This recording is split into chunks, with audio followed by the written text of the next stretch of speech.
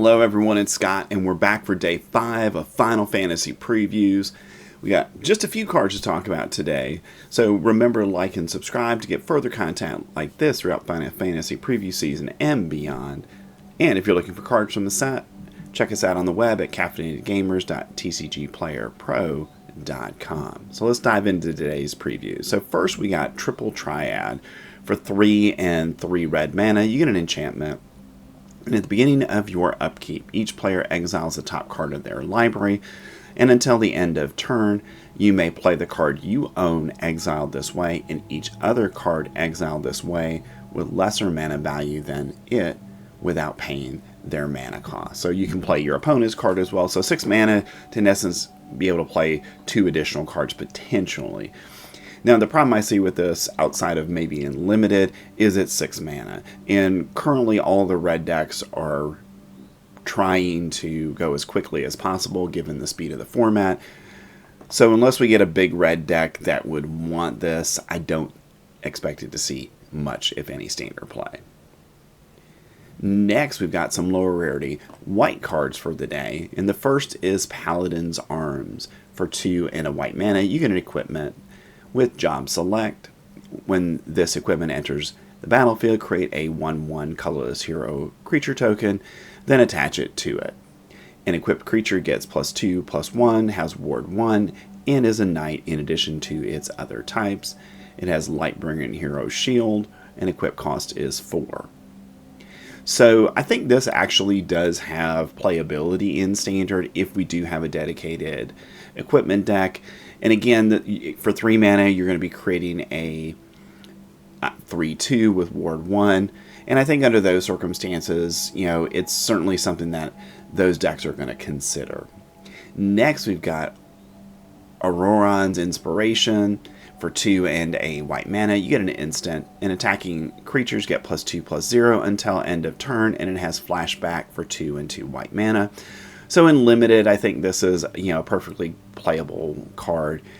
But we typically don't see this in Standard, even though it is only 3 mana.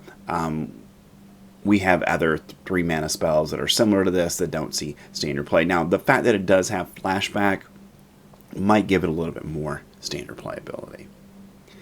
Next, we've got Poison the Waters. For 1 and a black mana, you get a sorcery, and you get to choose one. All creatures get -1/-1 until end of turn, or target player reveals their hand. You choose an artifact or creature card from it. That player discards that card.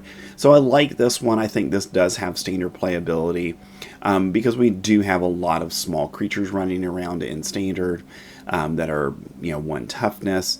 So I think under those circumstances, it's certainly an option in Standard because of the flexibility of the card. We do already have 2 cards in Standard that do the same thing with an opponent's hand. So if you're really looking for that outside of it, probably not going to use this one. You're going to use one of the other 2 cards. But if you're looking for some flexibility, Poison the Water's not a bad choice in black. Next, we've got Phantom Train. For 3 and a black mana, you get a vehicle that's an artifact. It's a 4/4 and has trample. And sacrifice another artifact or creature, put a +1/+1 counter on this vehicle. It becomes a spirit artifact creature in addition to its other types until end of turn. So basically the way you're going to crew this is by sacrificing an artifact or a creature. And again, maybe this would have some viability in an aristocrat style deck where you're naturally sacrificing things. So under those circumstances, maybe this sees some playability in that deck. But outside of there, probably not going to see much, if any, Standard play. Next, we've got Questus Trepi. For 2 and a blue mana, you get a legendary creature that's a human wizard and is at 2/2 with blue magic. And when Questus enters, you may cast target instant or sorcery card from a graveyard. Mana of any type can be spent to cast this spell. If that spell would be put into a graveyard, exile it instead. So interesting ability here on Questus. So I think there's some playability for this in standard, but it's going to have to be in a deck that is really low mana curve to see any significant amount of mana play. Because you have to pay for it. It's not like you're getting that spell for free. You have to have mana to cast that spell. So because of that, I think this is, while it's an interesting spell, I don't think it's going to see a ton of standard play. Next, we've got Realm Sketching for 2 and 2 blue mana. You get a sorcery, and you get to create a token that's a copy of target artifact, creature, or land. So it's a copy spell, but for artifacts, creatures, or land.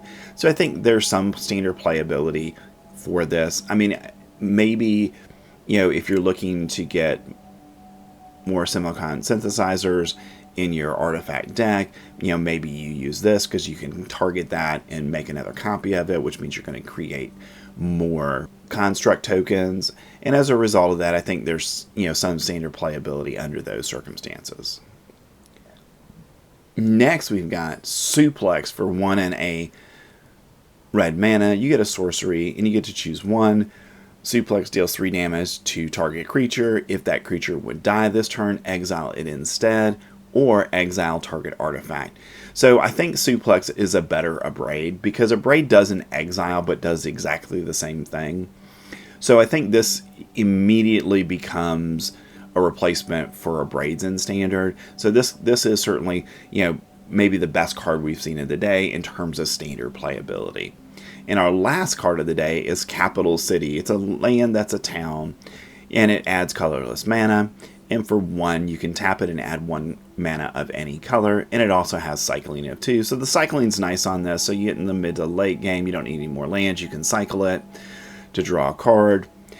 So I think, again, if we do end up with a Towns Matter deck, then, this is a viable card in that strategy.